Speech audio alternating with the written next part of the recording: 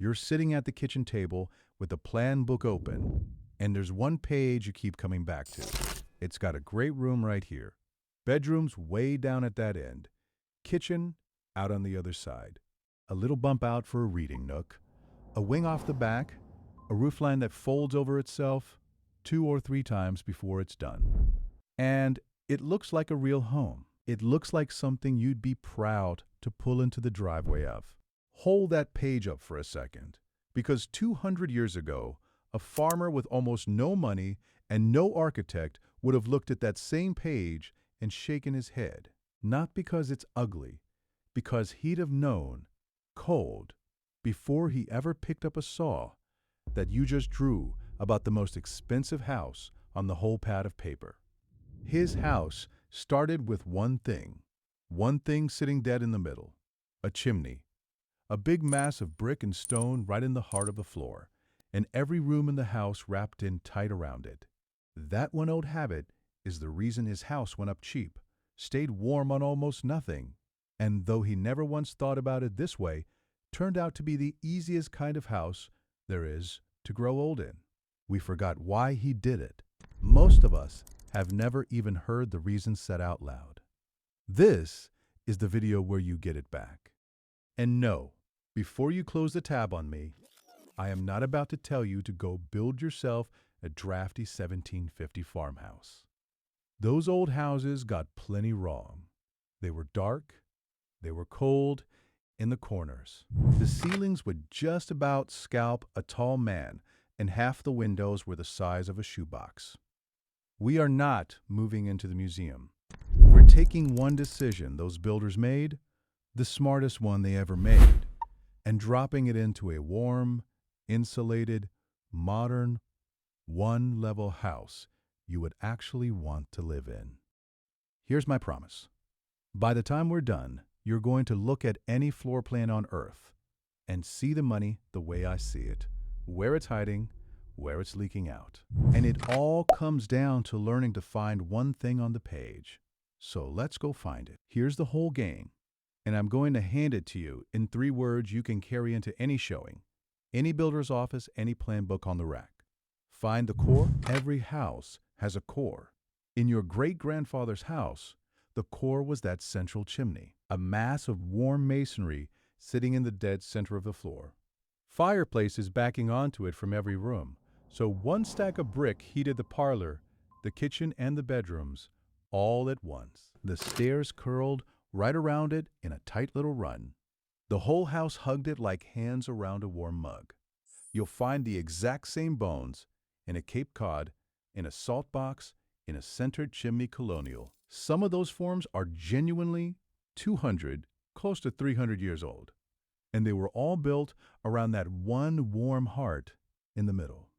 Today, the core is a little different in its guts, but it is the very same idea.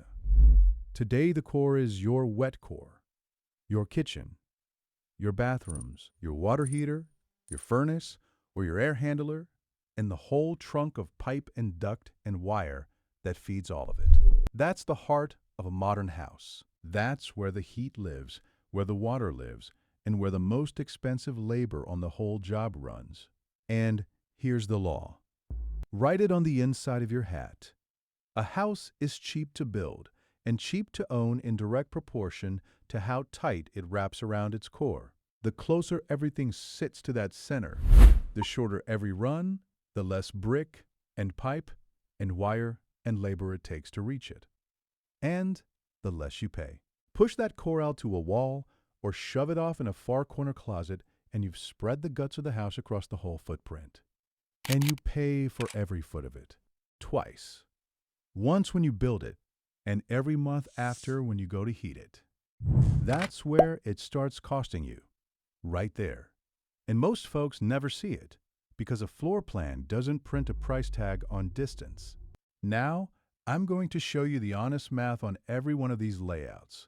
And I am not doing it to make your builder out to be the bad guy. Most of them are good, honest folks who'll do right by you. I'm doing it because the people who save the most money on a build are always the ones who walked in already knowing where the money hides. Everything I check before I trust a floor plan, a lot, or a builder's bid. The cost nobody itemizes for you. The traps buried in a cheap house deal or a cheap land deal. What each state really runs you once you total the whole thing up. I put all of it in one place. It's called the Complete Cheap Living Field Edition, and it's the first link down in the description if you want to get ahead of this now. I'll tell you more about it in a bit. For now, back to the plans. You don't have to take my word for any of this. In fact, I'd rather you didn't. I'd rather point you at some people who aren't trying to sell you a thing and just let them count. Start with the National Association of Home Builders. Every year, they survey thousands of builders and add up where the dollars actually go on a new house. Their most recent numbers put the average new single-family home right around $428,000 to build, about $162 a square foot, on a house that averages a little over 2,600 square feet.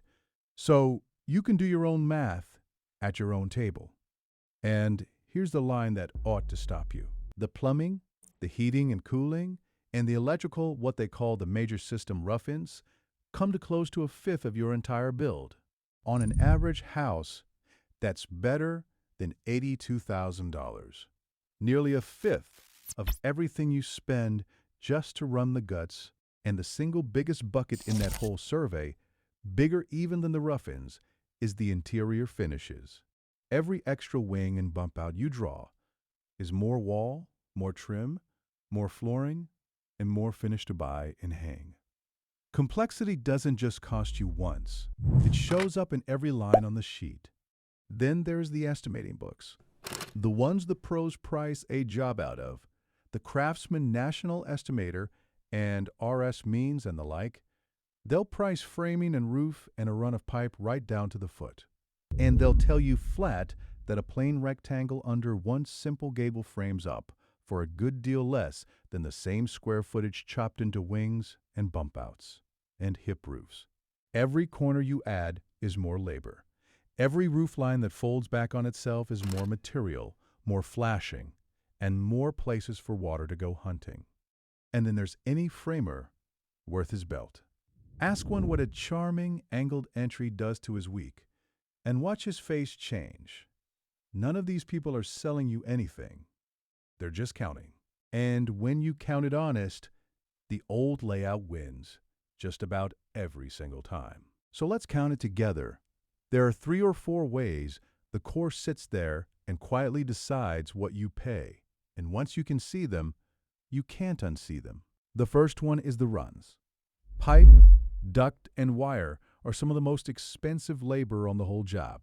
And I just told you the rough-ins alone eat close to a fifth of an average build. Now think about what plain distance does to that number. A central core keeps every one of those runs short. The water heater is a few feet from the shower. The furnace is a short duct from every room in the house. Spread that same house out into wings, and you're buying longer pipe, longer duct, longer wire, plus the labor to hang every foot of it. And then you pay a second time, forever, in the room at the far end of that run, the one that never quite gets warm, the one where you stand in the shower at 7 in the morning, counting to 30 before the hot water shows up. Long runs cost you on build day, and they keep charging rent every day after. Picture it real simple. 2 houses, same square footage, same finishes, built side by side. One's a tidy square with the kitchen, the baths, and the mechanical closet all bunched in the middle. The other stretched into an L with the master out on one arm and the utility room out on the other. The square needs short, straight, cheap runs. The L needs long ones snaking clear across the house, and it needs more of the expensive framing to hold those longer arms up. Same floor space, 2 very different bills, and the difference is buried in the walls where you will never lay eyes on it. The second one is the heat, and this is the part your great-grandfather understood in his bones. One warm mass in the middle of a house heats it from the inside out. That old central chimney soaked up heat all day and gave it back for hours after the fire died down. And because it sat in the dead center, It lost very little of that warmth straight out through an exterior wall. Those old builders even turned the biggest windows to the south to catch the low winter sun, and kept the ceilings low so the heat had less room to climb away from them. Now take your modern heat source and bolt it to an outside wall, or bury it in a far corner closet. You are fighting physics every day the sun's down. Heat runs for the nearest cold wall and leaves. Put your warmth in the middle, and it has to cross the whole house to escape. Put it on the edge, and half of it's already gone. We add the one thing the old house never had: real insulation in the walls, and that principle only works harder for you. The third one is the stacking, and this is the one that quietly saves you real money. When your baths sit right over or beside each other, and your kitchen backs up to your utility wall, all that plumbing shares one wet wall instead of three scattered across the house. One main stack, shared venting, half the copper and half the labor to run it. Any plumber will tell you a single stack plumbing wall is one of the cheapest ways there is to knock a chunk off a bid.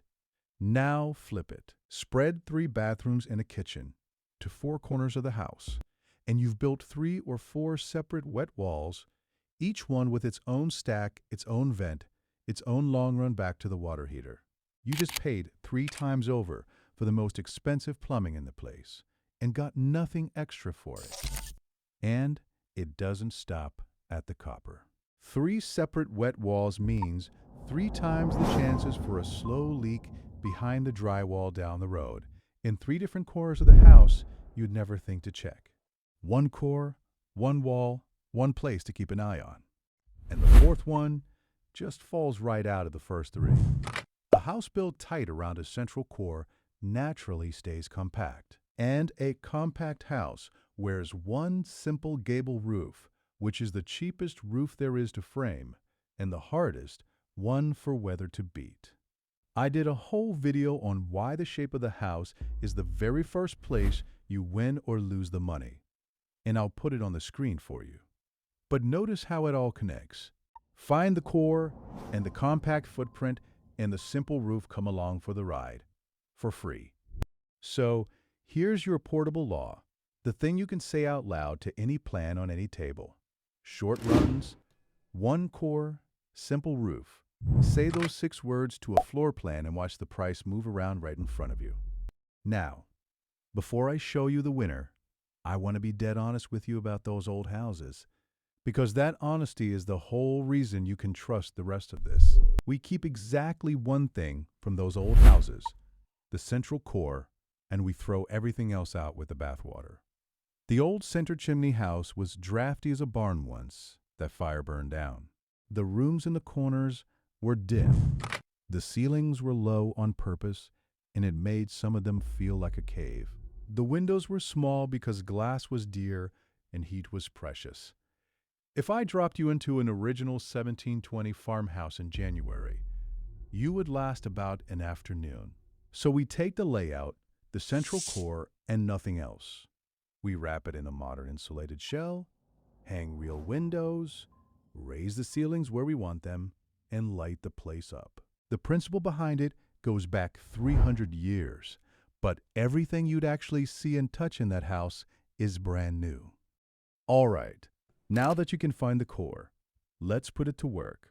I'm going to line up the layouts that people actually build, worst to best, and we are going to read every one of them the same way. Where's the heat? Where's the water? And how far does everything have to travel to reach it? Start at the bottom. Dead last is the big, sprawling, open plan with the wings. It's the one on the page you keep coming back to. Kitchen, out on one end. Master and the baths, way off on the other. Mechanicals, stuffed in a closet, off in some far corner, because that's just where there was room left for them. Read the core on this one, and it's nowhere. It's scattered to all 4 corners of the house. So, you've got the longest runs money can buy, the coldest far rooms in the place, and a cut-up roof with a dozen corners for the rain to work on. And that folded-up roof is its own slow bleed. Every valley where two roof lines meet is a seam, and every seam is a place water sits and eventually finds its way in. You'll be up on a ladder chasing leaks on a house like this, 10 years before the fella down the road with the plain gable ever climbs up to look. It looks like a whole lot of house on paper.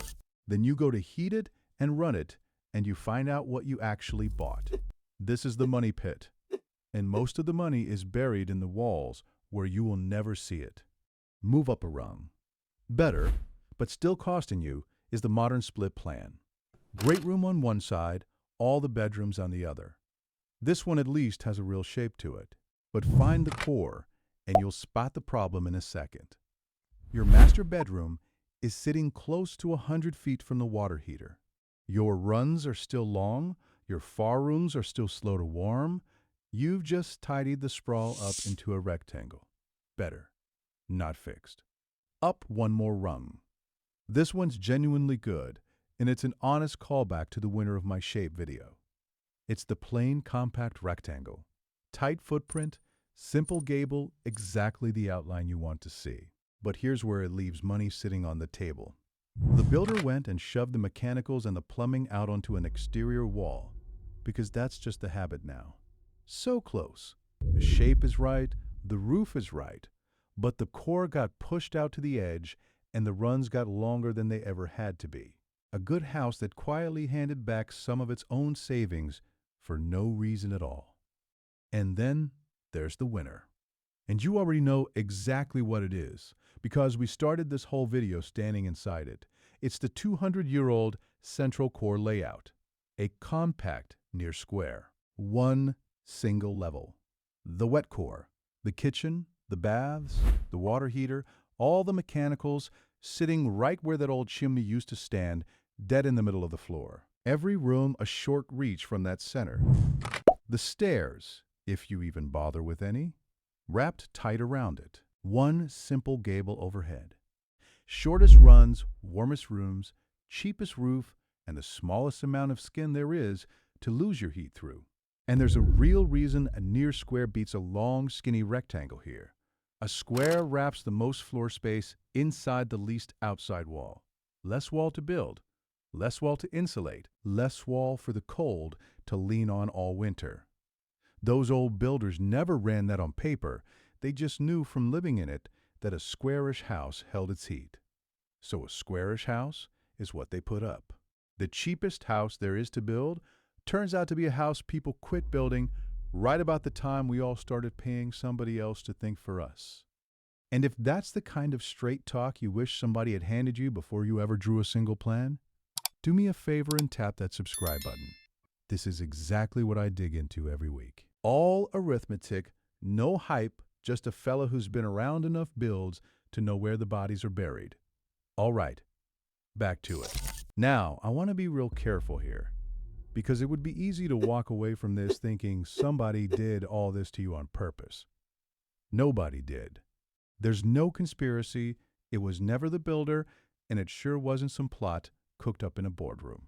Here's what actually happened, and it's gentler and sadder than a villain.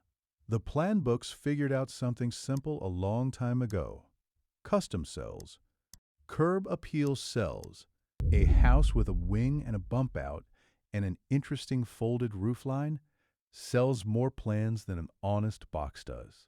So the whole industry just drifted, one bump out at a time, one wing at a time, year after year, towards selling you complexity and calling it taste.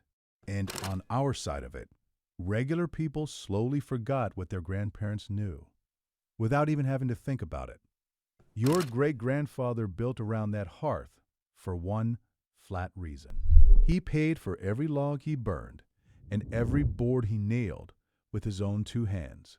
He could not afford to waste $1 warming an empty hallway, so he didn't. The farmhouse was a square around a chimney. The Cape Cod was a square around a chimney.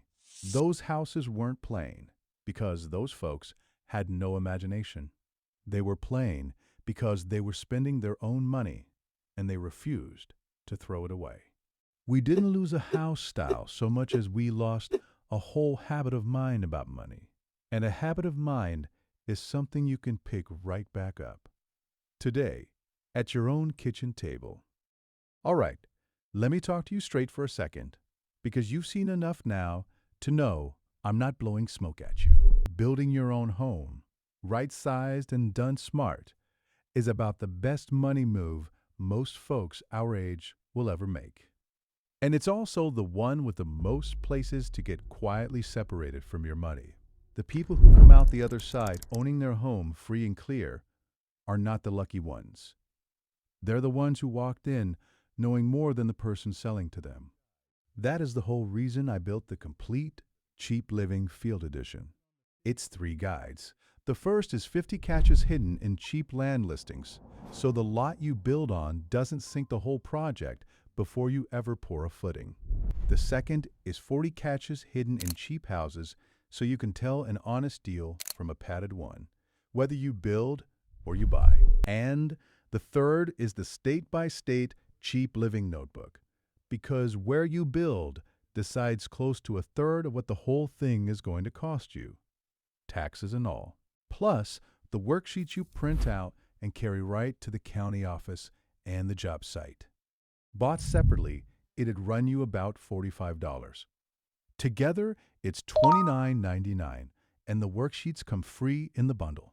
Think of it as the cheapest insurance you will ever buy on the biggest project of your life, because one bad lot or one padded bid will cost you more than the whole collection 10 times over. It's linked right down there in the description. Now, the best part, the real reason I made this whole video, because here's the thing I really want you to walk out of here with. That same layout, the cheap one, the old one, the one they quit building, is the exact house that serves you best at 80 years old. Walk through it with me. One single level. No stairs to fight on a bad knee. No stairs to fall down at 2 in the morning. Compact, so it stays cheap to heat on a fixed income month after month for as long as you live in it. Everything gathered in close to that center core, so you're never walking far to anything. Never hauling groceries down a long hall. Never crossing the whole house just to reach your own bathroom. Put the laundry right in that core too, and you're not carrying a basket up or down a single step. And the day the water heater or the furnace finally needs work, it's sitting a few feet inside your own house, not down a steep basement stair you got no business taking at 82. And here's the quiet genius of that central wet core, the part that ought to make you sit right up. When your plumbing is already stacked in the middle of the house, it becomes cheap and easy to build in the very things that keep you in this home for good. A curbless shower, which the aging-in-place folks will tell you is the single most important safety feature there is, because better than 80% of bathroom falls happen right there at the tub or the shower step. Doorways at 36 inches instead of the usual 32, wide enough to roll a walker or a wheelchair straight through. Solid blocking set into the walls for grab bars down the road, so nobody's hunting for a stud at 75. And listen to the money on this, because it's the whole argument in one number. Build those features in while the walls are still open. And the universal design people put it at maybe 10 to 15% over a standard bathroom. Try to add those same things later, after you're already living there, tearing out a finished shower to do it, and you're looking at 60 to 80% of a whole new build. Same features. A small fraction of the cost if you just do it now in a house that was already shaped to take them. That's the part that gets me every time. The cheapest house to put up turned out to be the cheapest house to grow old in. Same house. It always was. Your great-grandfather wasn't thinking about walkers and grab bars when he wrapped his home around that chimney. He was just refusing to waste money. And it turns out refusing to waste money built the exact house a person needs when they're old. He backed into all of it just by being tight with $1. You've got the one advantage he never had. You can do it deliberately with your eyes wide open. Quick word before we finish. I'm a builder, but I'm not your builder, and none of this is financial, legal, or engineering advice. Codes, labor, and prices all change county to county. So run your layout, your mechanicals, and your accessibility plans past a licensed local designer or engineer before you build a thing. So do me a favor, down in the comments, tell me which layout you were drawn to. Was it the open concept? The wings? One of those viral barn dominiums everybody's putting up now? And be honest with me. Did your builder or that plan book sitting on your table ever once tell you where your furnace and your water heater were actually going to sit? I read every one of these, and I answer the ones I can. Because here's the one everybody keeps asking me about. Is a bardominium actually cheaper to build? Or is that just what the internet keeps telling everybody? I sat down and ran the honest numbers on it the exact same way we just did here. And I'll be straight with you. The answer surprised me. That's the next one. It's already up, and it's waiting for you right there on the screen. Go find the core.